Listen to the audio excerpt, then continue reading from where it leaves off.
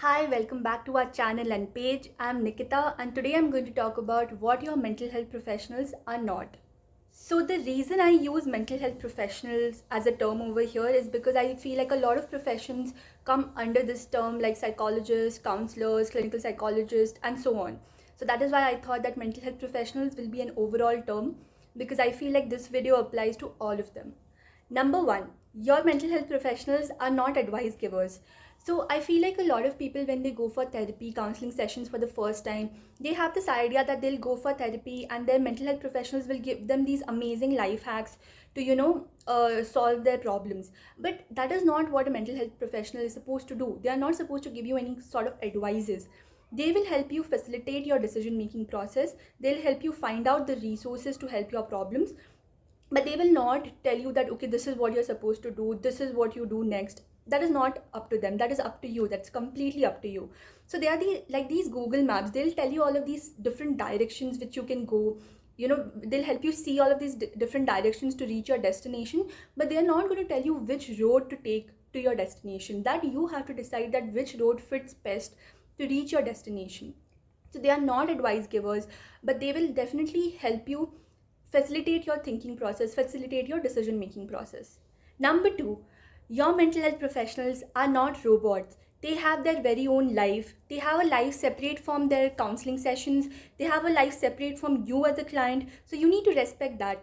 They have their own boundaries, they have their own professional boundaries, personal boundaries, and you need to follow those, right? Because they have their own lives to deal with. So they cannot be there for you all the time. And that is something you need to be mindful about. It is nothing personal to you if they don't get back to you as soon as you contact them, right? That is nothing personal. It might be something related to their own life.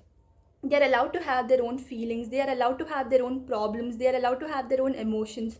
So as much as they are supposed to empathize with you as a client, I feel like the clients can also be a little bit mindful about the fact that their mental health professionals are very real people with actual problems. Number three, your mental health professionals are not charity. This is one point I feel very disheartened about because there are always some people who think that they can get away with not paying for therapy. There are NGOs, there are organizations which provide the service of free therapy. So if you cannot pay for your therapy, or if you do not want to pay for therapy, you should go and approach these organizations. Do not go to therapists who have already discussed their rates with you, who have already discussed the terms and conditions of therapy with you. Take the counseling session and then refuse to pay them. That is a very unprofessional thing to do, right? These are professionals who have given you a resource, who have given you their time and service, and they deserve to be paid for that service. So it's not right to haggle with them and bargain with them for therapy sessions. That's something which I feel like it's very disrespectful to the therapist and to this profession in general. Number four, your mental health professionals are not your personal cheerleaders. Some people, I feel like when they go for therapy sessions, they feel like their therapists are going to say yes to whatever they do, or they are going to encourage them for whatever they do.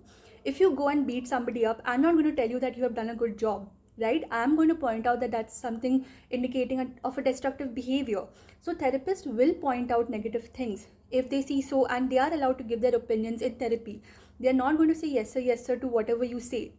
They will give you constructive criticisms, and so it's little bit unrealistic for you to expect that they'll appreciate you for whatever you do, even if you know you are doing something wrong. They'll not do so. They are there to help you out, and so as a part of them helping you out, it's also their job to give you constructive criticism. It's also their job to tell you when you are engaging in destructive behaviors. So they are not going to cheer you for everything that you do. That is, I feel like that's a little bit unrealistic from the client's part to expect from the therapist. Number five, your mental health professionals are not fault finders.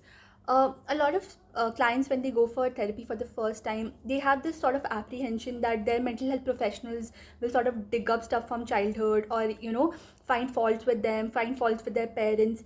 That is not the case. Therapy is supposed to be a non-judgmental space where you can freely talk to your therapist in the space of privacy, in the space of being non-judgmental, in the space of empathy. So have a little bit faith in your therapist, and don't think that whatever they are saying, it's to find faults with you. It is their job to help you figure out what is going wrong, to help you figure out how to make your decisions, how to think correctly, or It's just their job to help you facilitate the process of thinking and healing.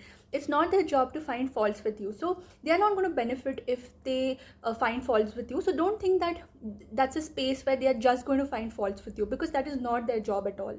So I hope you like this video, and if you think that there are more points related to this topic, please mention them in the comments and let us know about them.